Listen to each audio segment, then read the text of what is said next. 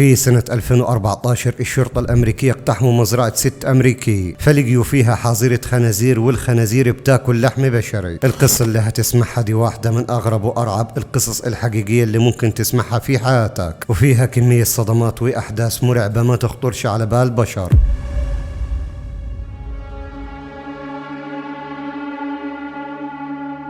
الزمان 2012 والمكان ولاية أراغون الأمريكي. شخص اسمه روبرت هايني عمره 50 سنة، معاه 3 أولاد وبنت، ومنفصل عن زوجته من 12 سنة، وواخد أولاده ال4 منها وعايش بيهم في بيت متواضع، ورباهم. ولما كبروا أولاده كل واحد منهم اشتغل في مكان وبقي له حياته الخاصة، بس أولاده من وقت للتاني كانوا يتصلوا يطمنوا عليها، وهو يتصل ويطمن عليهم. وفي أوائل 2013 روبرت حس بملل من العيشة لوحده في البيت، فقرر يبيع بيته ويشتري بحقه كرفان يتنقل به بين البلدات. والكرفان ده عبارة عن عربية فيها مكان للنوم وحمام ومطبخ صغيرين. باع روبرت البيت واشترى بحقه كرفان وبدأ يتنقل به بين البلدات. مرة يروح يقعد بيه على البحر، ولما يزهق يمشي على أطراف الغابة والأماكن الطبيعية ويقعد فيه، الأماكن المريحة للنفسية. وفضل روبرت على الحال ده لحد ما في يوم من الأيام شاف إعلان معلق في محطة بنزين عن شغل في مزرعة أول الغابة في مكان جميل وطبيعي. وزي ما انتوا عارفين انه روبرت يحب الاماكن الطبيعية، فقال فرصة اقعد براحتي بالكرفان وسط الطبيعة الجميلة بدل الملل. وخد بعضه وراح على المزرعة. وصل روبرت المزرعة فخرجت لي ست اسمها سوزي، والست دي كانت هادية ولطيفة جدا. فبدأ يتكلم معها روبرت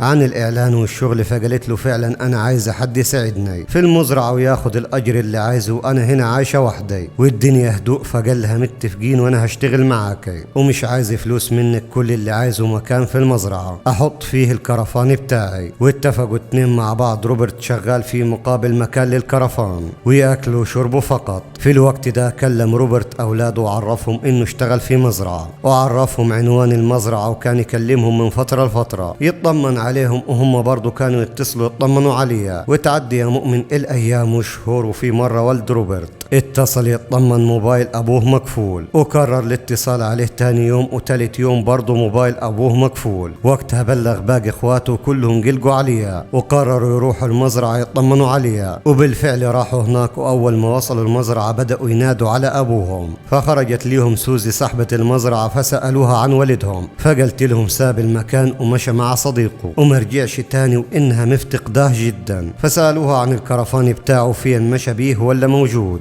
قلت لهم لا موجود، وشورت لهم على مكانه. راحوا عياله على الكرفان وفتحوه، إلا كل متعلقات والدهم الشخصية موجودة وما فيش أي حاجة غايبة. وقتها الشباب رجعوا من المزرعة وراحوا على قسم الشرطة وقدموا بلاغ عن اختفاء والدهم، وقالوا للمحقق إنه والدهم شغال في مزرعة تابعة لست اسمها سوزي، وليه فترة شغال معاه وبيتصلوا يطمنوا عليه وبيتصل يطمن عليهم. بس آخر مرة اتصلنا عليه موبايله مقفول، ولما قلقنا عليه ورحنا المزرعة نطمنوا، قالت الست صاحبة المزرعة إنها ما تعرفش راح فين، وإنه خرج مع واحد صاحبه وما رجعش تاني. الشرطة سألوا أولاده في حاجة حصلت معاه آخر اتصال، طيب قالكم حاجة؟ فقالوا للمحقق إنه هو من فترة حزين ومكتئب بعد ما بنته أختهم الرابعة تعرضت للاغتصاب من شاب، والشرطة ما عرفوش يوصلوا للشاب دي. الشرطة خدوا كل المعلومات من الشباب وراحوا 2 محققين على المزرعة. وأول ما دخلوا المزرعة المكان كئيب وكله زبالة وريحة المكان وحشة، فنادوا على سوزي وخرجت ليهم وتكلموا معها وسألوها عن روبرت. فقالت انه فعلا كان شغال معاها، بس هي ما تعرفش راح فيها، واخر فترة كان بيشرب كتير ومعاملته اتغيرت معاه،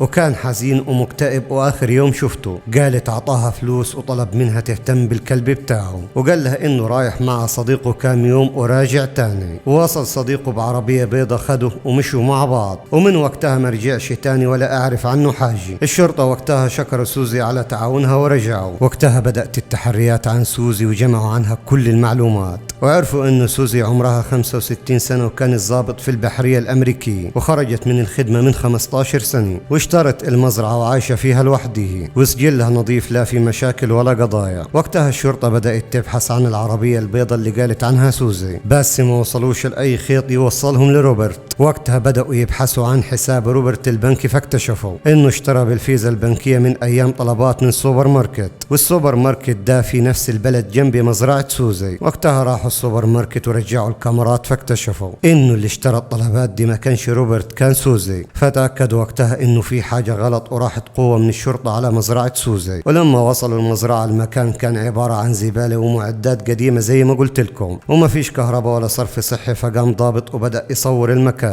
بكاميرا فيديو. الفيديو اللي انت شايفه ده الفيديو الحقيقي. فالصدم الضابط لما لقى رجل بشرية مرمية في الارض جنب حظيرة الخنازير، ومش هينفع اعرض المشهد بتاعي. والصدم اكتر لما لقي تحت الخنازير بقايا بشرية واكلاها الخنازير. ومش بس كده، لقي اوضة كاملة فيها جزم بمقاسات مختلفة وهدوم ومقتنيات رجالي. وقتها قبضوا على سوزي وبدأ التحقيق معاه. فسألوها عملتي ايه مع روبرت، وواجهوها بالفيديو اللي اشترت بالفيزا بتاعته من السوبر ماركت. فقالت بكل برود هو عطاني الفيزا عشان اجيب اكل للكلب بتاعه. فواجهوها بالرجل البشرية والبواقي البشرية تحت الخنازير في مزرعتها. ومع الضغط عليها بدأت سوزي تعترف، وقالت انه روبرت لما اشتغل معها كان كويس، بس من فترة بدأ يسكر وكان في حالة غضب وحزن. وفي يوم لقيته قاعد في حظيرة الخنازير بيسكر، فبدأ الخنازير ياكلوا منه لحد ما خرجوا احشائه برا جسمه. وقالت انه لسه كان فيه الروح وبيتألموا. عشان تخلصوا من الألم والمعاناة جابت البندقية بتاعتها وخلصت عليها عشان يرتاح من العذاب، وسابت الخنازير يكملوا المهمة. فسألوها المحققين ليه ما بلغتيش الشرطة، فقالت بكل برود انها خافت على الخنازير بتوعها الشرطة تخلص عليهم. بس الشرطة ما اقتنعوش بكلامها زيه وزيك كده بالظبط، وشدوا عليها في التحقيق وسألوها عن الجزم والملابس اللي لقيوها عندها في الأوضة. فطلبت منهم ورقة عليها صورة المزرعة وبالقلم. حددت مكان في المزرعة وسكتت، ورفضت تتكلم تاني مع الشرطة نهائيا.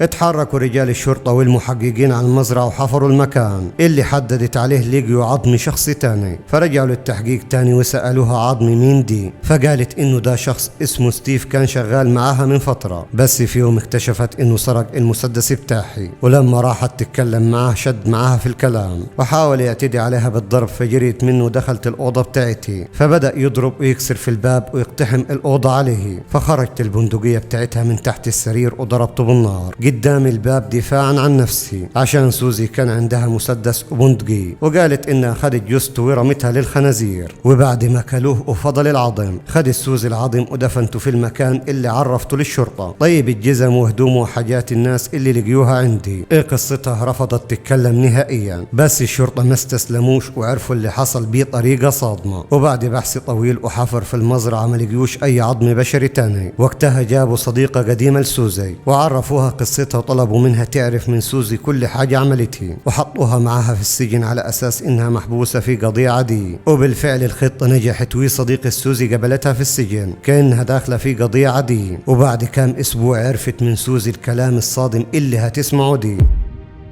قالت لها سوزي انها خلصت على 20 انسان قبل روبرت وستيف، وعرفتها نصا انه لو الشرطة عرفت هتبقى مشكلة كبيرة معاه. وقالت لها انه الاشخاص دول كان معظمهم من المشردين اللي ملهمش اهل يسألوا عنهم. فكانت تجيب الواحد من دول تشغله عنده وتعطف عليه، يعني تأكله الشرب وتعمل له كل اللي هو عايزه، انت اكيد فاهم. ولما تزهق منه تخلص عليه وترميه للخنازير بتوعها وتجيب شخص غيره جديد. بس مش دي الكارثة والنصيبة الاكبر، انها كانت ناوية تطلع براءة من قضية روبرت وستيف، عشان محاميها وقت المحكمة قالوا انه قتلها لستيف كان دفاع عن النفس، وقتلها روبرت كان بدافع تخلصوا من الألم والمعاناة. بس الادعاء وقتها قدموا شهادة صديقتها في المحكمة اللي قالت انها حكت لها عن 20 شخص قتلتهم، بس وعشان ما كانش في اي دليل على قتل الناس دول زي بواقيهم او عظمهم او اعتراف منه، ما قدروش يثبتوا عليها غير روبرت وستيف، واتحكم عليها ب50 سنة سجن، واعتبروها القضاة مختلة